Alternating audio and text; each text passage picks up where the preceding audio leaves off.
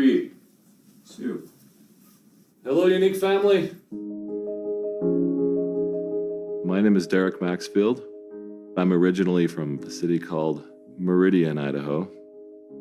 I don't think ever during my childhood did I ever feel like I was destined to do anything special, and certainly not to the degree that's happened with Younique. I actually spent most of my life feeling like a nobody from nowhere. Because I came from a small community, I had to take a really good look at my life and do a lot of soul searching to figure out what I can offer and what I do have to contribute. I met Shalane at church, of all places. She really allowed me to spread my wings and didn't hold me back. And I fell in love with her and with that. 3 months later, we were engaged. We went to stay with my parents for the summer. And that's when all of my health challenges started, and I found out that I had leukemia. It was just 5.5 months after we got married. It kind of gives you a perspective of how fragile life really is and how instantly it can be changed. After only my first round of chemotherapy, there came a patient onto the floor, and I stopped by and I met Greg Johnston. He was a cowboy from Vernal, Utah. We formed a bond really quickly because I was his source of knowledge to know what he was about to go through. We both like citrus also, so. And Mentos. And Mentos. But he reacted to the treatments in a completely different way than I did. I started to accept that he wasn't going to make it. He would ask about my faith and what I wanted to do with my life after I was out of the hospital. The last time that I ever saw him, I came back to the hospital for my first checkup, and Greg was back in the ICU.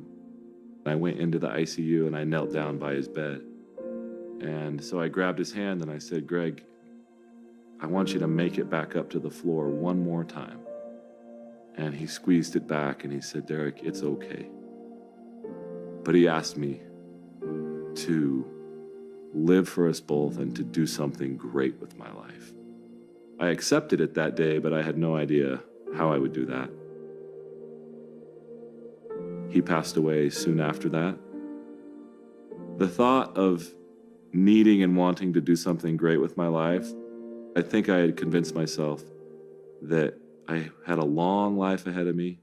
It just wasn't possible for me right then. I got a job with a company here in Utah. They had a little basketball team, and we would go play every day for our lunch break. I came down, cracked skulls with the guy who I was guarding at the time, and we drove, of all places, to the same hospital where I had had all my treatments just a few years prior. I was in surgery for 5.5 hours. For the reasons that are only known to God, they put me in room 522, which was Greg's room.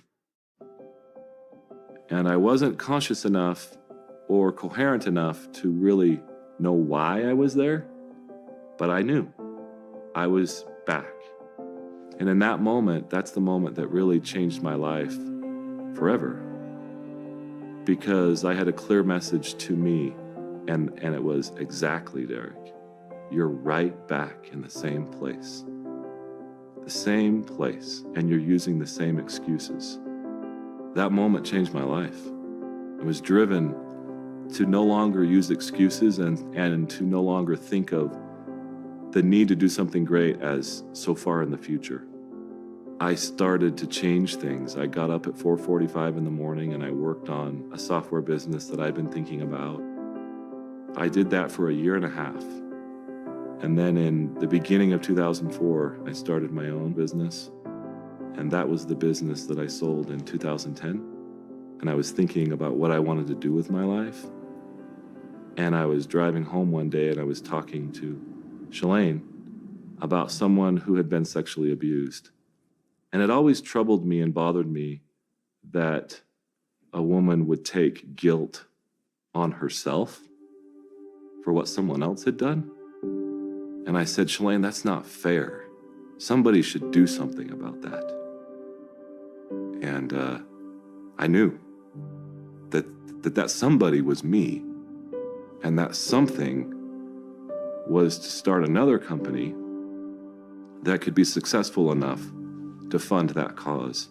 I totally felt the same frustration in her behalf that he did, and the shame and the guilt that affects their life so negatively is such an injustice.